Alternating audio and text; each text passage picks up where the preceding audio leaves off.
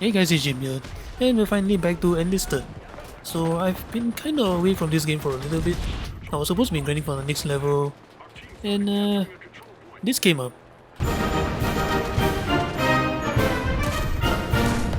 But anyway, if you remember, the reason why I stopped posting about Enlisted is mainly because the grind, especially since I'm at level 17 on Moscow without any previous squad or account, and I personally do not like to put in one too many grind videos or clips with no purpose or context. However, this particular grind video has one other purpose, and that is basically me reading the coming plan updates for this game.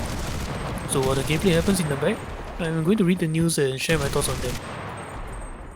Firstly, we see this road map, which I'm guessing each passing arrow is each quarter of the year. But anyway, most of the stuff I'm really not too interested in. New battle pass, class evening mechanics, etc. But a few caught my attention, like the new progression system, the open beta testing ending, which means a full release, immediately by a launch on... just say Steam or Epic, come on, don't be pussy, just say, come on. You all know at one point that's where it's going. So my biggest interest is in the progression system. So to put it simply, they are kind of mashing everything together in a progression tree, kinda like War Thunder. In a more detailed term, that means that you can choose to grind for which weapon or vehicle in the respective factions, instead of joining a different campaign and starting the grind all over again.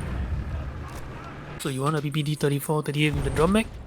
Grind with any Soviet squad, get the TOS B, then the PPD 34, 38, and so on for the other weapons. So what does this mean regarding campaign? This means that there is no more grind one campaign till you're satisfied and then move on to a new campaign and start all over from level 1. So those who have been complaining about the game's grind system, rejoice! Because this change pretty much eases up on the grind for literally anything in this game. You upgrade one country once and for all, the need to start the progress of an already familiar nation anew in each campaign will be over. And yes, that means you no longer have to grind one campaign level for like an LMG or a semi-auto rifle and then start all over grinding again for a light machine gun or semi-auto rifle in a different campaign. So my thoughts on this is definitely a plus for me, mainly because I plan to be an F2B player getting all the stuff without paying into the game. This progress should make the grind easier, especially since I won't have to grind in a different campaign and go through the same bloody pain I did in Moscow. So next comes up is historical accuracy. In terms of weapon and equipment, it's pretty much thrown out the window, as if it's not happening already with the MKB-42 in Moscow as a balance factor. So unfortunately for those who are a bit of a stickler for weapon historical accuracy, sorry to hear that, because this means that you'll be seeing stuff like PPS-43 in Moscow matches that took place in 1941 to January 1942, or a VG2 rifle in Tunisia. However, in the updated Enlisted, all campaigns and the hundreds of missions will be combined into one huge pool at the touch of the 2 battle button. So that means that whenever you queue into a battle as a specific faction, that specific faction and its weapons will only appear in matches campaign that faction was in during World War II. Like the Soviets will be in Moscow, Stalingrad, Berlin, whereas the US or Western Allies will be in Normandy, Tunisia and Pacific. No such thing as Soviets in Normandy fighting the Western Allies. This is the heroes and generals for God's sake. But anyway, this could mean the bigger problem for those playing the Japanese faction, mainly because they were, so far game-wise, only fighting the Western Allies in the Pacific. Unless of course Darkflow decided to add Manchuria or Halkenhol, is that how you pronounce it, into the mix. But that would mean that the Japanese would probably get plastered by the Soviets in a one-sided battle.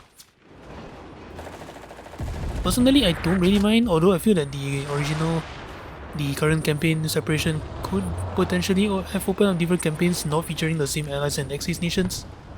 Maybe like Poland or Norway or France.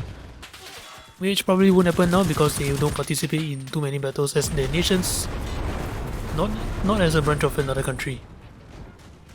Anyway, one final thing, this may cause some debates between players, especially if the game is not going to be on Steam or Epic. Meaning lacking players, rating-based matchmaking. And this means that equipment now has a rating system and the matchmaking will not take it into consideration before putting you in the match with the similar equipment conditions. Kinda like battle rating in War Thunder. Me personally, I think it's a good thing. I mean, especially if you're watching this now after the update drops and they have no idea about old Enlisted. I seriously doubt many new players will keep this game on after constantly getting plastered by players with FCT snipers or STG-43s or Grizone camping heavy tanks. Oh, and by the way, if you're not new to this game, not to worry, they have no plans to wipe the game of any progress, so don't worry about them taking away all your hard-earned weaponry and equipment. But anyway, that's the news and my thoughts on the upcoming changes. Let me know what you think. But that's it for this video. Thank you so much for watching. And next week I should have the Flammenwerfer, yeah. And this is mostly grinding again. Anyway, cheers!